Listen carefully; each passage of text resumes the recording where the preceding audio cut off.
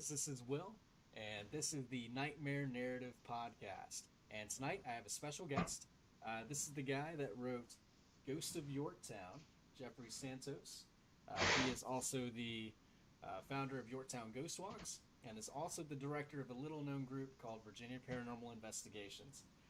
So, welcome, Jeff, to the group. As I pull you up here. Hey, thanks, Will. I appreciate you having me on here tonight. Glad to have you, Jeff. So, Yeah. just kind of want to talk a little bit about the weekend, about that trip that we had out to Danville. Talk a little bit about that, and we have a couple other topics that we'll talk about tonight as well. Uh, as I pull myself back up here, there we go. So first, let's talk about what happened. A little bit about the plantation that we went to. Uh, Talk about a little bit of the history of it and some of the things that we found last time, and then what we found this time around. Yeah, absolutely. The plantation itself, it's got quite a bit of history to it, and it's legends going back to the place where George Washington and General Howe met during the French and Indian Wars. There were legends of a train robbery that happened in Danville, and there was treasure that was taken to this house and hidden in a tunnel in the basement. Uh, During the Reconstruction period, a band of Confederates and Southerners grouped together at this place and took one last stand against what they believed was Northern aggression. And according to legend, some of their relatives were actually Frank and Jesse James, the famous outlaws that came over here from out west, and they actually stayed at this plantation for some time and supposedly took up arms against the Union and helping to fight them off during this time. So it's a pretty cool place, definitely with a lot of history, a lot of legend. And just walking around this place the last time we were there, it's the kind of place that's so untouched that you're walking around the property and you just look down and there's a bullet from the Civil War embedded in the dirt. And we found quite a few, Union and Confederate, and you could see the sides from which they were fighting, the side from where the Confederates came up and their rounds were laying, and the Union rounds were over the other side. So quite a place to be able to investigate. So last time that we were there, we did the investigation, and that's where we did the whole abandoned house video that I posted on this YouTube channel. We went out to this place that we believed it was last abandoned in the 1920s. It's stationed on an old carriage road, and it had horseshoes all along the side of the building, which it was made out of like mud and wood. And it was a really creepy place. But come to find out, the guy that owns the property, he went out to it after we had already left, and he found this gun in one of the rooms. And so let me go ahead and pull up that picture real quick of the gun. So what you see on your screen, and Jeff, are you able to see that? I am. Yeah. Yep. So what you see on that screen right there is a musket from 1841. Uh, Talk a little bit about that gun, if you could, Jeff. Yeah, when he went into this house, and this house is a wreck. I mean, it looks like it was an old log cabin that could have gone back to the late 1700s even. Then they came through and they put stucco over the house, so to kind of give you an idea of the age of it with the horseshoes in it. But the roof has completely caved in, and it looks like it was two stories. So the roof caved in, the second story came down, and it's all laying in the living room and throughout the house. Barely able to walk in there for fear of falling in the basement through the floor that's there now and going right through into the basement. But this gentleman, he was in there, kind of pulling away some of the wood, and he saw like the back of the butt of the rifle just sticking out of some wood. And he saw that and he grabbed it and pulled it out, and sure enough, it was this complete rifle from back in the 1840s. And not far from where he found that was the sword that went on the end of it. They were both found in separate locations within that same room in that house. Yeah, on your screen right now, you should be able to see that's where he found the gun. So funny enough, I looked at that picture, and you, I'm trying to figure out where that gun was in that picture because that's where he found it. So if you look, theoretically, we should be able to see that butt of the gun that he found. But that's what it looked like on the inside of the house. So let's pull up the next thing as I clear out the fireplace.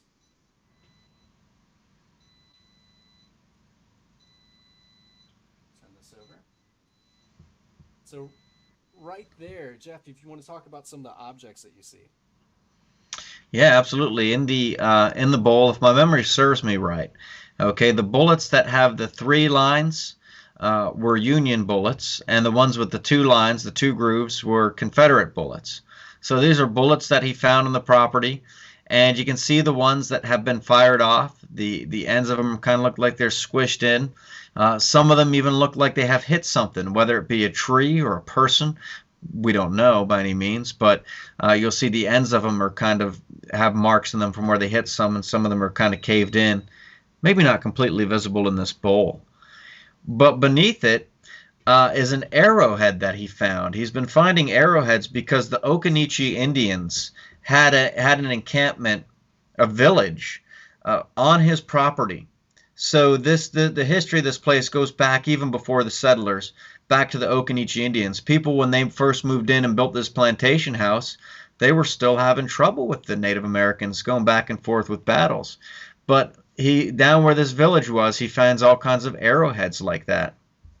And then beneath the arrowhead are two genuine slave tags from slaves that were on the property. It says where they were purchased from. It has their number and the year that they were purchased. You can see the one came from Charlotte. Looks like they both came from Charlotte. I can't really make out the date on number 27. But 27 was a coachman, so you can see their titles as well. The slaves had, so the coachman would have been the one that obviously drove the stagecoach. Yeah, as I pull this back up, I think I'm having issues with my audio whenever I do the pictures. I'll try to work on that in a second. But on those slave tags, you can see it says Charlotte at the top, so that meant that those slaves were bought and sold in Charlotte, and they were sent up to Danville. And the dates are 1851 and 1842. You had coachman and servant. So that's pretty interesting. And he found that in the cabin that was next to the plantation home. And we're bringing up all these artifacts because we're going to get to a point and talk about why it's important to know a little bit about the history of the place as you go in and ask these questions on your EVP sessions and what kind of paranormal activity you're looking for. So I have one more picture, and Jeff, this is something that we've been looking for a long, long time.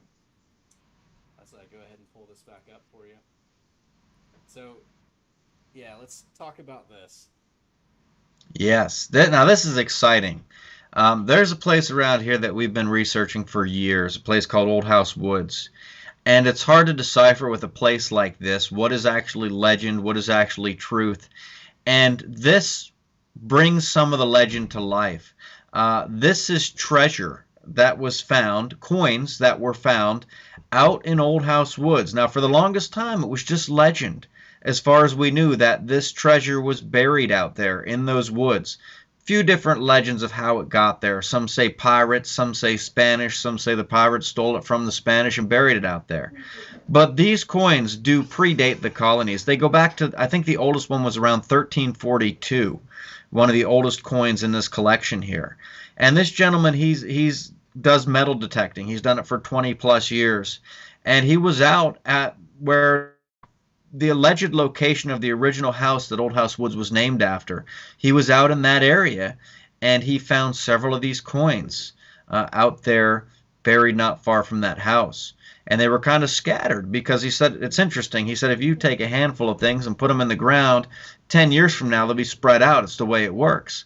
So if the chest that these were buried in had rotted away over the course of 200-300 years, of course these coins are going to start to move throughout the soil.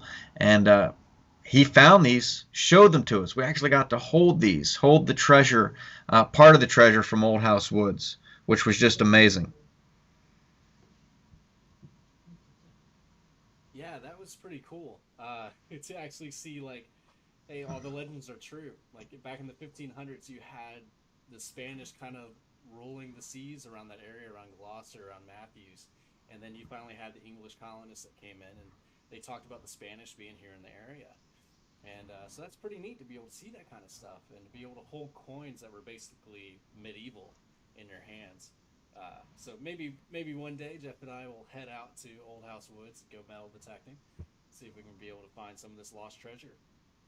Yes, that would be awesome. We got to watch out for those danger noodles, though. Those danger noodles. That's right. Yeah, apparently Old Cowhole has a lot of danger noodles. Yeah, we got to be careful of the danger noodles.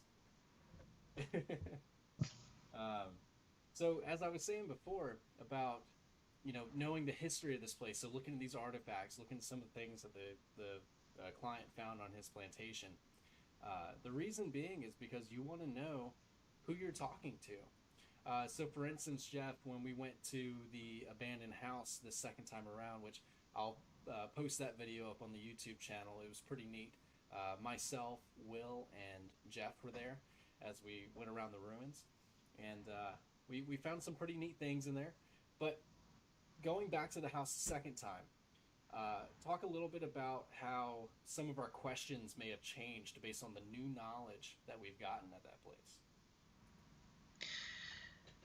Yeah, so when we went back to the house, for one, this rifle that we found, or that the gentleman found in the house, we wanted to find out some information about that, perhaps how it had gotten there, who it belonged to, if there was a soldier that was through there at a certain time. And when we got into the house, Will went further in than anybody, we could see more of the evidence of what happened there. There were still lounge chairs sitting there that were under the roof and under the floor that had fallen down. In the room that we thought might have been the bedroom, there were some box springs there, and it was like the roof had caved in and the floor had caved in, and perhaps the bedroom was upstairs and it just came right through and was now laying in there. But knowing a little bit about this rifle that was found there, we wanted to know if there was anything else, because this was obviously, for a find like this to be in this house, was obviously an untouched piece of property. So we wanted to know if there was anything else that might have been in that house, under the rubble, under the broken boards, that any spirits might have wanted preserved, taken up out of there, protected from further decay, and brought up to the main plantation house where this gentleman was treating them like museum pieces and really taking care of this stuff. Yeah, and what was interesting this time around, so we actually got to go inside and go through the rubble and everything. And we originally thought that this house was abandoned in the 1920s. However, we found some clues in there that kind of disproved that. So, for instance, I actually have this on my bookshelf now, Jeff. Let me grab it for you. So this right here, this that I have is this Budweiser beer bottle. So I keep this on my bookshelf now. And as I was walking through, I noticed that this was hung up on a nail above one of the door frames. And I went ahead and pulled it off because I had to come back with something from this house. And come to find out, and Jeff, I think you're the one that told me this, back in the day, people used to have something called bottle trees. And so on these bottle trees, what the thinking was that you would have all these glass bottles and stuff everywhere. And they would hang these up so that way they could capture any evil spirits. And that kind of goes well with the house because they had all the horseshoes along the wall and everything. And so I can only imagine this was stuck up on the wall because it was trying to capture an evil spirit. So now I brought this evil spirit home with me, and it's sitting on my bookshelf. My roommate was none too pleased, but yeah. So if I start having some weird activity going on in my house, you guys know why. So this is going back up on my bookshelf as a new artifact. And so the next thing, talk a little bit about when we were in the dining room and we were sitting around. We had all the K2 meters and they started lighting up. Talk a little bit about that EVP session that we had. It was pretty interesting. Yeah, in the dining room of a plantation house, and this was a place that we got some interesting activity before. Last time we were there, this was the one place that the REM pod went off quite a few times, and it was plenty of time after it got acclimated to the humidity change or any temperature changes that were there. We had it in between the kitchen and the dining room, and it would the red light would change to green, meaning that it wasn't just the temperature that was fluctuating, that something was actually coming close into close proximity to this antenna that's up, breaking that EM field, causing this to go off. Well, this time we went back into the dining room, and some interesting stuff. I gotta say, for one, with batteries, and I think this was a location that it did seem to drain the batteries, and I say that because the spirit box that we used is a spirit box that we used a handful of times. Primarily, it's been used for ghost tours, during ghost tours, that we've only given 3 of, I believe, with that spirit box. So it should have plenty of battery life in it. Typically, I'll replace this battery in the spirit box maybe once every 6 or 7 months. That's how long they last, and that's using them a lot. So the battery goes on the spirit box. Then the battery goes on the REM pod. Well, the K2 meters were both going crazy, and they would go up to a solid yellow all the way up into the red, and then all of a sudden just stop and go back down to nothing. We even were able to confirm this. Like sometimes the K2 meters were like, they're a little squirrely. They're created for paranormal investigation, so we'd like to kind of compare the readings with an actual device that was created for perhaps electricians to use. And we put it up next to the tri-field meter, and sure enough, we're getting these readings where this is one time we couldn't determine the source for where these readings were coming from.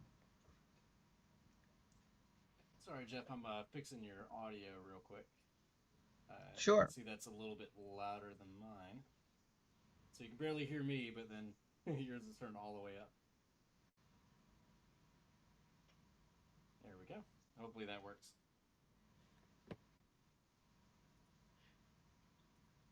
Yeah, so that was pretty neat sitting around the table in the dining room and just seeing the EMF detectors going off, and you had one sitting at opposite ends lighting up at the same time.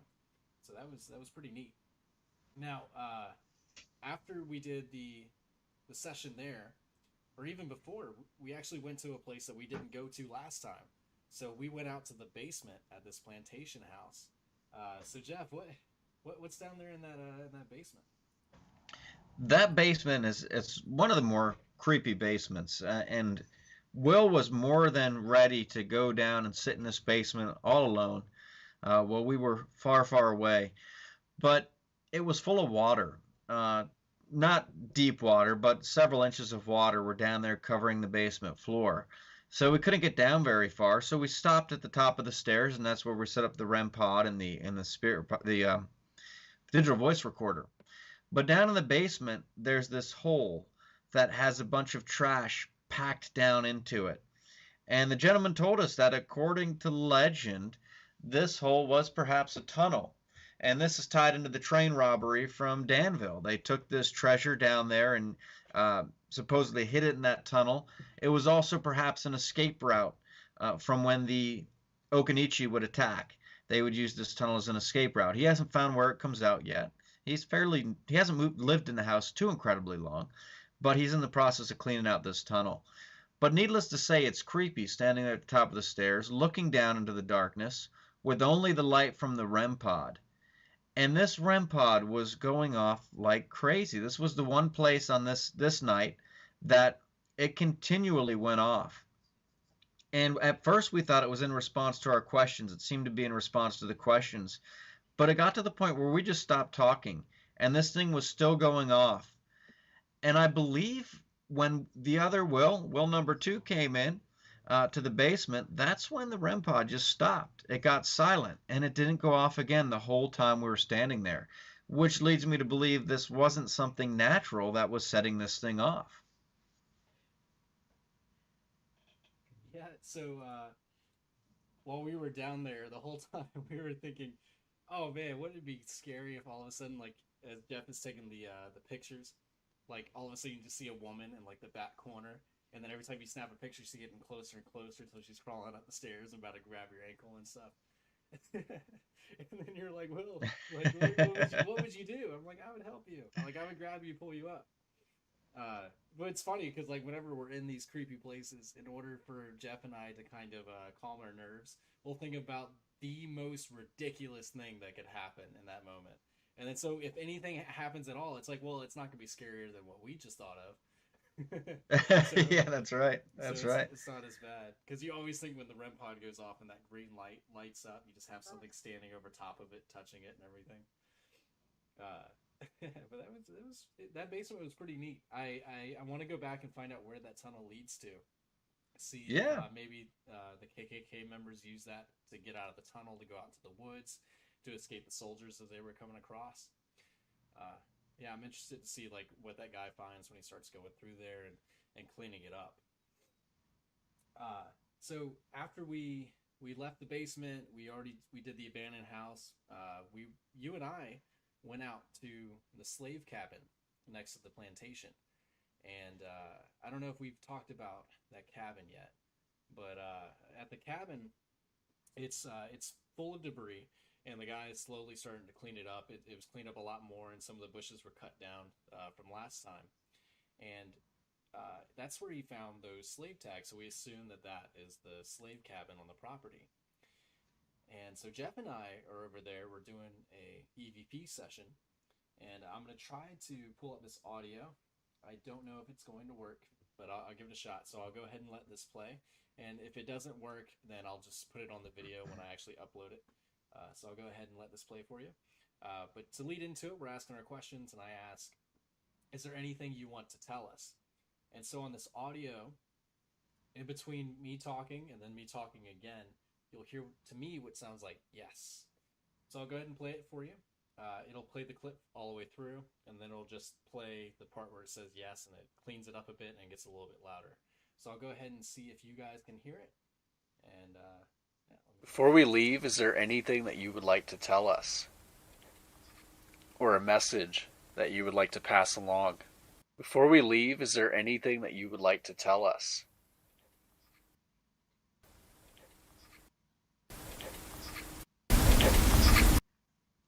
So it sounds like that worked. But in that audio, you can hear a yes come across.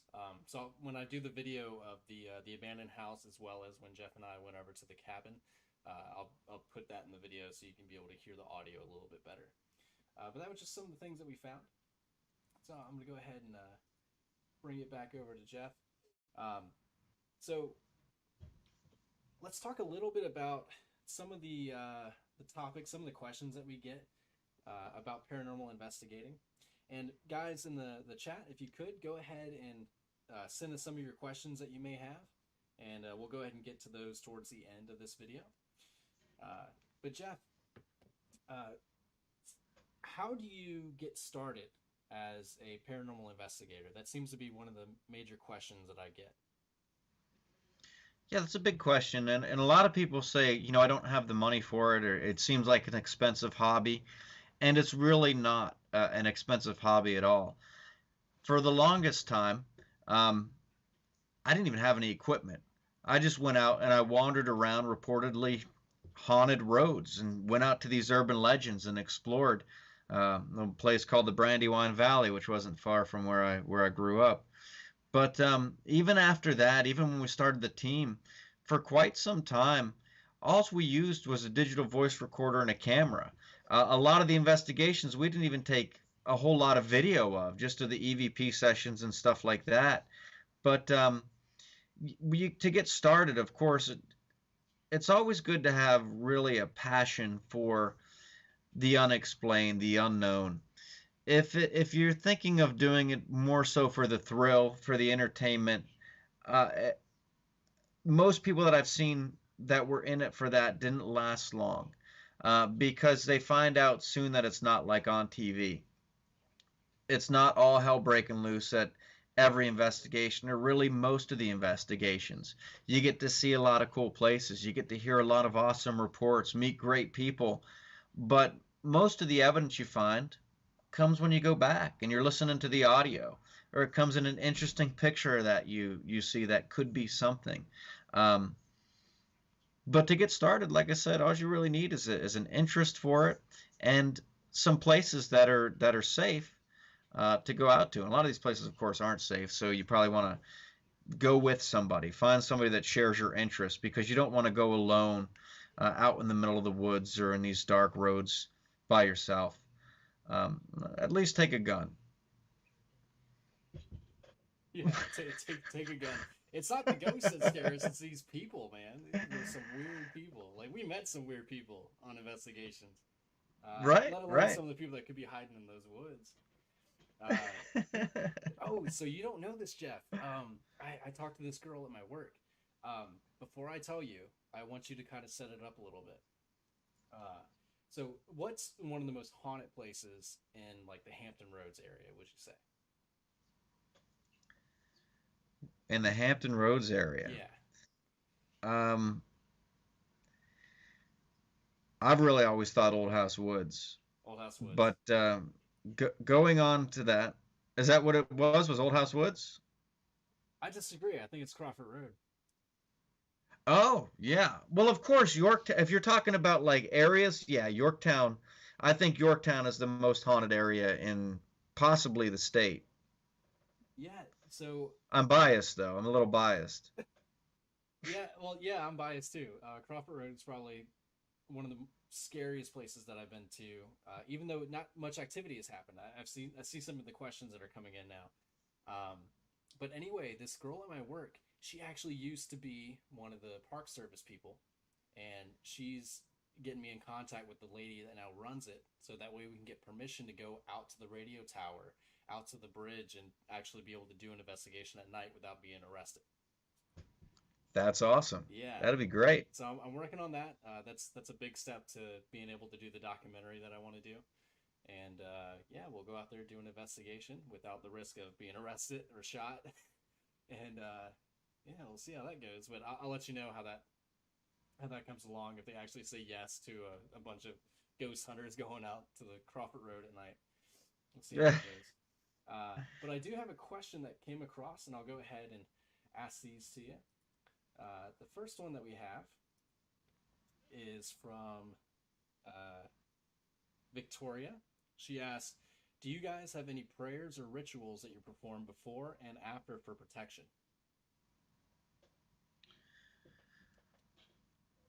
We don't specifically. Now, if there's an investigation that seems to be um, in more of a dark nature where there's some possible demonic activity going on, we do pray before the investigation quite often. Other than that, everyone kind of has their own um, background, their own faith, and we do encourage them to turn to that, of course, to seek protection and to pray before entering and after leaving, to pray that nothing follows them, that nothing can attach itself to us while we're there. Um, but if it is, there have been cases that have been a little more serious in nature where we have done a group prayer before going into. Yes. Yeah, we don't do that too often, but definitely at a place where we feel threatened spiritually will we actually do that. I don't think we've necessarily prayed going into it, but I know we've had some where we've left and have been like, yeah, that was something else. We need to pray about that before we take whatever it is home with us. Um, the next question that we have is what has been the scariest place you've investigated? So we kind of touched on that a little bit. Uh, I know what mine is, but I'm curious what yours is, Jeff. What's the scariest place that you've investigated? That's tough. I always say really Old House Woods. I really think that place is legit. I mean, we've been to a lot of places. We've been to places that you had to pay, $1,000 to rent the place for the night because it's supposed to be the most haunted. Everything from Revolutionary War forts to sanitariums and sanatoriums. And I really have to say the creepiest place I've probably been to is Old House Woods, especially back when the old Captain Forrest house used to stand there on Haven Beach Road. The woods just had a feel to it, and you never felt alone out there. And it wasn't one of those places where it just feels eerie, you don't feel alone, but you would often see stuff. You would often hear stuff out there in the woods that definitely wasn't animals. And I say definitely because it would be the form of a person. It would be the type of a situation where all the wildlife just gets silent, as if something's nearby, and then just starts up again. Definitely an eerie place, I'd have to say. Yeah, yeah. Old House Woods is it's really creepy. Um, I know one of the first times that I ever investigated there, we had that witch voice come across and saying, "Go and get them." That was really weird. And then we walked around the back of the forest house, and all of a sudden, all of our equipment shut off at the exact same time. My best friend at the time, we just dropped our equipment, ran to the van, and then just left. And we didn't come back for it until a little while later. But Crawford Road is pretty scary to me. I think for the fact that like other people messing with you, I think that's definitely a different factor than you have at some of the other places.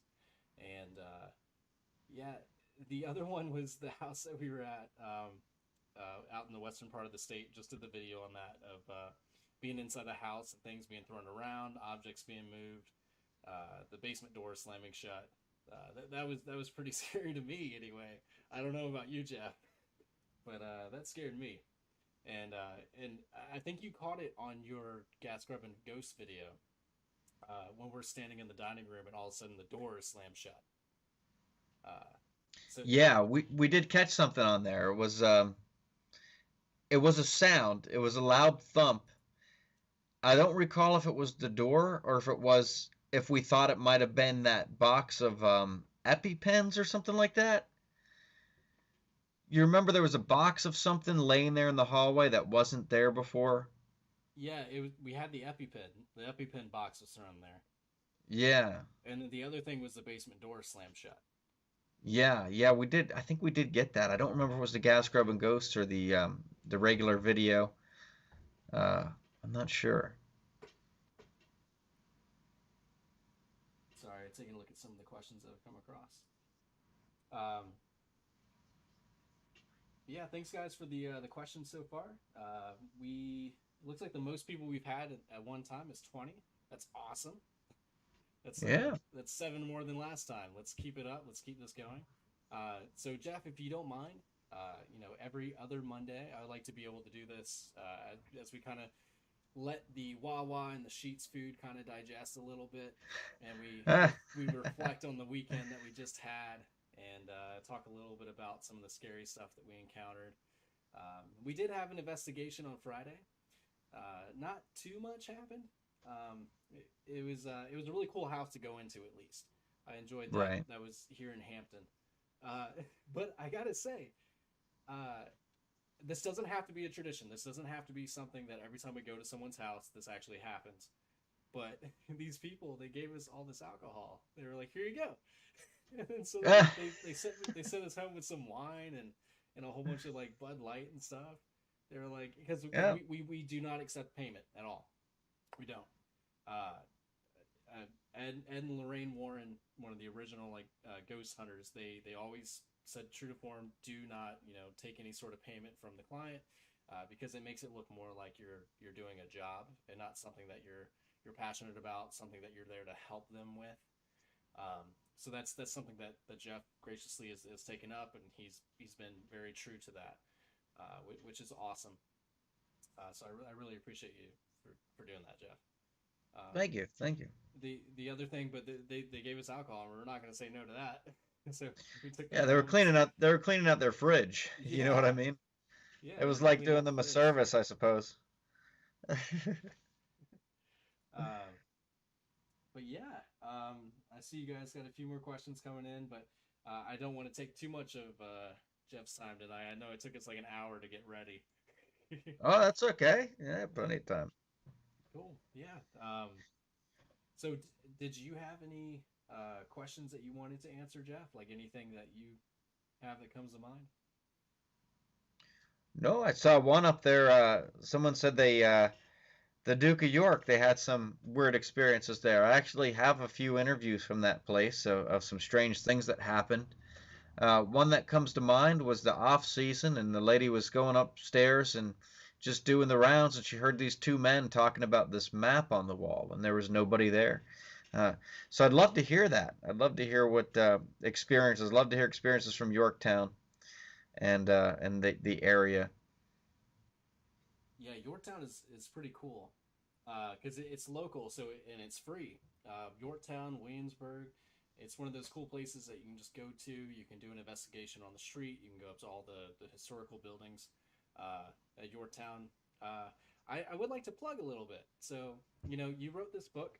You have Ghosts of Yorktown. I keep that on my bookshelf next to that beer bottle now. And yeah, so not only did you write that, but you're also the director of the Yorktown Ghost Walks. So where can people find that? How can people sign up for it? And talk a little bit about the two different tours that you have: the regular Ghost Walk and the Ghost Hunter Tour. Yeah, the regular ghost walk. What I like to do is it's not a creepy out type of thing. From the research in the book and such, of course, there's a lot of fascinating history with Yorktown, and I always want to include the actual history, which sometimes can be hard to decipher in certain places. But that's another story. Uh, the ghost walk itself has the actual history of these places, and then the alleged paranormal activity that's been reported there. So it's not just a cool if you like paranormal activity. It's awesome if you like history too. We've had some people, they bring their husbands along. Their husbands are kind of like, I don't really believe in ghosts. I don't want to hear about them. But then once they start hearing about the history, they're drawn in. Sometimes people have brought in their kids. Kids of all ages have come on this ghost tour. It's not too creepy, I don't believe. But I've had some parents, send me messages and say, hey, my son, he loved that tour, and now he's all into learning more about Yorktown. So it kind of brings people into the history of it. But we have that tour, and then another one that we're doing perhaps every month, every other month, depending on how well received it is, where it doesn't focus as much on the history, and it focuses more on the reports of paranormal activity, and everyone gets a piece of equipment to use on the tour. And we also talk about the methods that we use during paranormal investigations and how the equipment works, what it's used for, and we do mini investigations along the way to see if we can get any of the spirits of Yorktown to interact with us. Now this is yorktownghostwalks.com is the website. And the thing about our tours too is it's not led by tour guides. Okay, they're led by paranormal investigators, so the people can actually answer questions, give you honest answers about what might be in your pictures that you've caught along the tour or the activity that lies therein. I'm glad you brought that up. That was a good point. So at these the Ghost Walk Ghost Tours, uh, for right now anyway, it's mainly been Jeff and I leading them, and I'll leave the link in the description down below so that way you can go ahead and sign up for any available Ghost Hunter tours and the Ghost Walk tours. We do them throughout the year.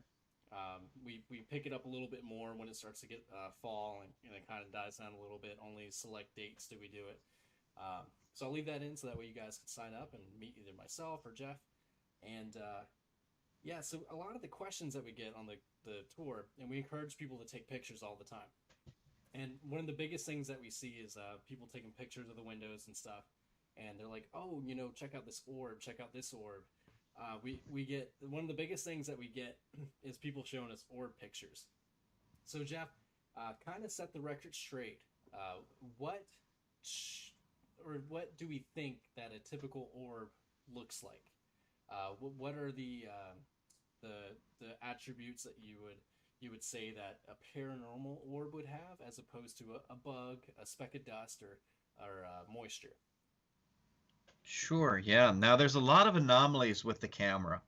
A lot of anomalies that are picked up on cameras, and one of the hardest things is when somebody has their mind made up that they caught a picture of a ghost and you're trying to tell them what it could be, and they don't want to accept that because these things, they do look paranormal. It might look like there's a big orb floating in your doorway, and they'll be like, look at the size of that orb. Well, the thing is, these orbs that appear big and appear to be in the doorway, oftentimes they're not actually in front of the doorway. They're very, very close to the camera lens. They're a small particle of dust Sometimes they're water particles that are in the air. The more regular round ones are the water particles. The ones that are kind of irregular are often dust. The ones that seem to be in movement are often insects. And sometimes they'll even light up. The insects will light up, the dust will light up. And that's because of the camera. It actually whitewashes. Just like if you take a picture of somebody's face and the lens is too close to it, it'll whitewash the person's face. It whitewashes these insects or these particles of dust and reflects off it. Now they'll say, well, this camera right here is an IR camera, and I still got this light. I still got this orb. It's because the IR camera, a lot of people don't even realize that just because it's a night vision camera, it's still putting off a flash of light when it takes that picture. It's just IR light. It's not on the visible spectrum. So we can't see it, but if there's an object there, it will still reflect off that object and be captured by the infrared lens. Now, the paranormal orbs, I do believe there are paranormal orbs. Not all of them are dust and insects and water molecules. Uh, the paranormal ones are ones that you can see with the naked eye. You don't need a camera. They're there, and then you pick up your camera and you take a picture. They're the ones that are, they're luminescent. They give off their own glow. These are the ones that are considered to be a little more paranormal. They're ones that can't really be explained by the natural elements that are in the air.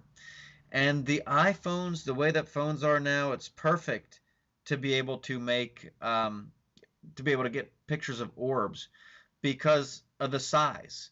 The lens is so small and everything's so compact. The flash is right there next to the lens. So this is another thing that's attributing to so many people getting orbs with digital photography nowadays. It's not spread out like they used to be on the bigger, bulkier cameras back in the day. Yeah, we notice whenever we're at locations and you start taking pictures, even videos, you'll see the bugs and the dust kind of fly by, and then of course it will pick it up. Another thing too that I've noticed, especially recently with the newer cameras, when you're doing a video recording and you hold it up to like a street light or something, you'll see like a green or blue like dot that'll kind of move around with the light. And like we had one lady that was like, "Man, this thing followed us everywhere we went." She filmed most of the tour, and there was a light that followed the thing, and it was a street light the whole time. But she was convinced that there was a spirit that followed us everywhere we went. Uh, but that's something that you have to look for, especially as technology advances. There's a lot more false positives that you can get as far as orbs go. Um, cool. Looks like Madison's going to be picking up the Yorktown Ghost Walk book. Awesome. Thank you, Madison. Appreciate the support. Nice. Yeah. So you can be able to get this on Amazon. I'll leave the link in the description that we can be able to pick it up. The tour is based off the book, and of course, over time, we've gotten more information that we've been able to add to the tour. Some of the locations have changed, like the Carrot Tree Kitchens is now Mobjack Bay, and we've gotten some more information on that location since the book has been published. So that's pretty neat. But yeah, I think we'll go ahead and wrap it up for tonight. And we'll see you again, Jeff, 2 weeks from now after the next investigation, hopefully. Yeah, absolutely. Looking forward to it. Yeah, so where can people find you? Where can people find your YouTube channel, all your social medias?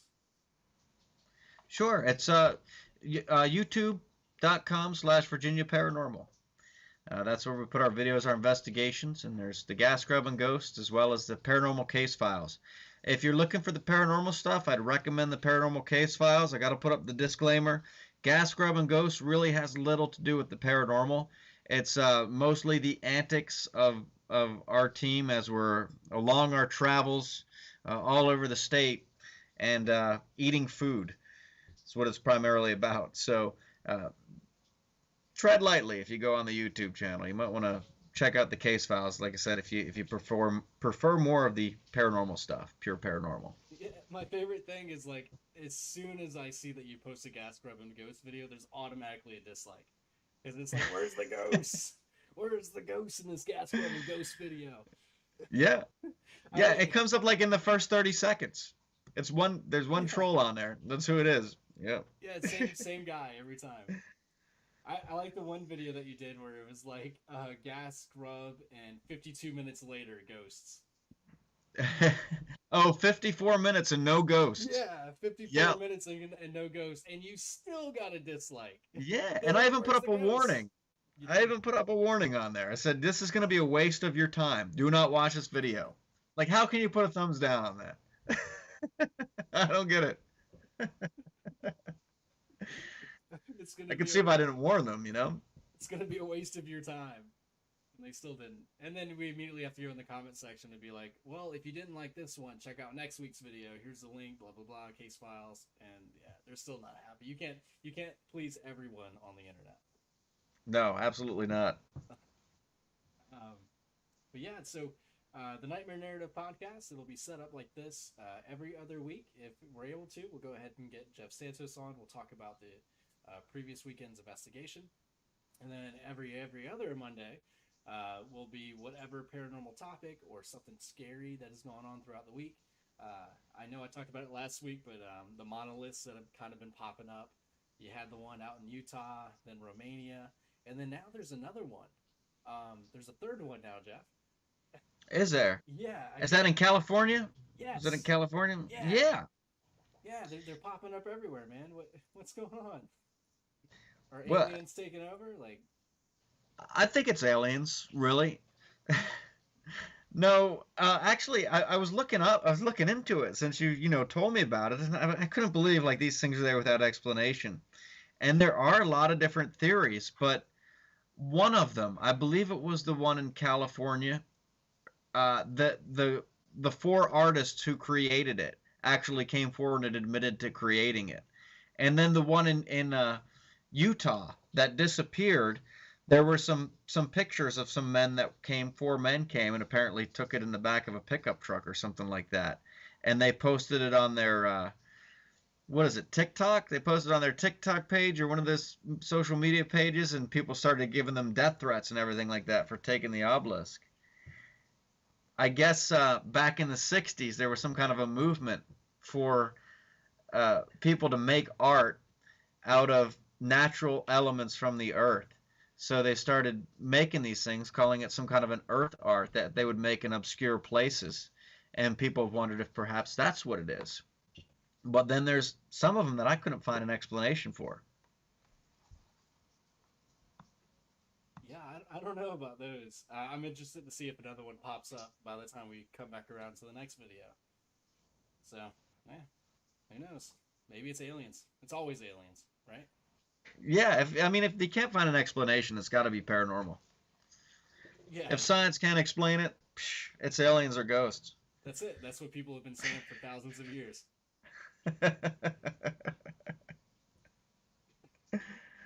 You know what? You know what's crazy? Did you ever hear this story about when Christopher Columbus, or is it Christopher Columbus? Maybe, or whoever went to South America. They met up with the Indians that were down there, and they were trying to like trade food or something like that.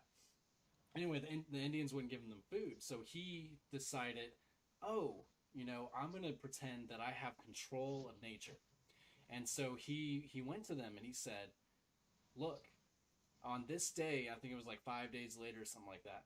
He was like, on this day, I will black out the sun. The sun will go away. I will eat the sun if you don't give me the food or the supplies that I want. And then, so, of course, 5 days later, or however much time goes by, all of a sudden, the sun goes away. And what happened was, he knew exactly that a solar eclipse was going to happen. He knew when it was going to be, he knew it was going to be there.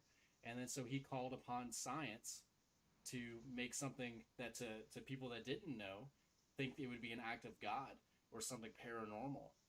And so he was able to use science to trick them into giving them food. Uh, so yeah, there's always an explanation, usually, except for the monoliths. That's those are aliens. Yeah.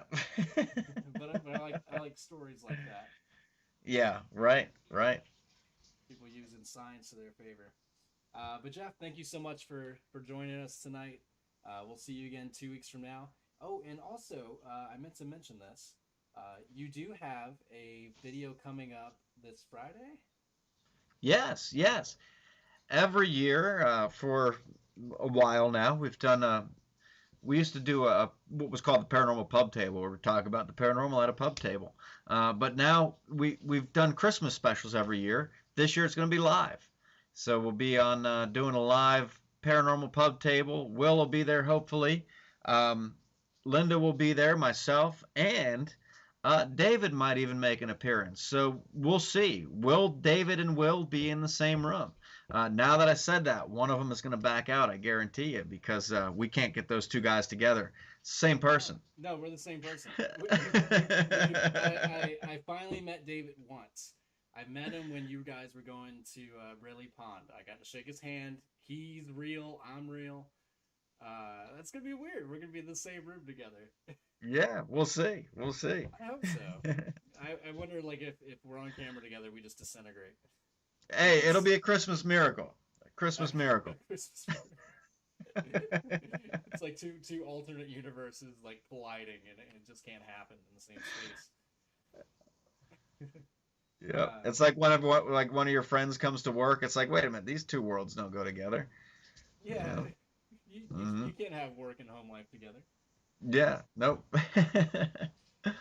But thank you so much for coming on tonight, Jeff.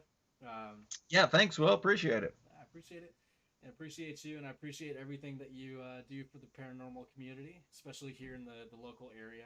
I see that VAPI has gotten a lot of shout outs here recently as people have started finding you guys. And a lot of people call the group genuine and some of the best group that they've seen because they see a lot of fakers out there that fake evidence and all that. So thank you for everything that you do. I really appreciate it. Yeah. Thank you. We can't do it without the investigators. You know. But thank you so much, guys. I will see you in the next one. And remember, guys, sleep well.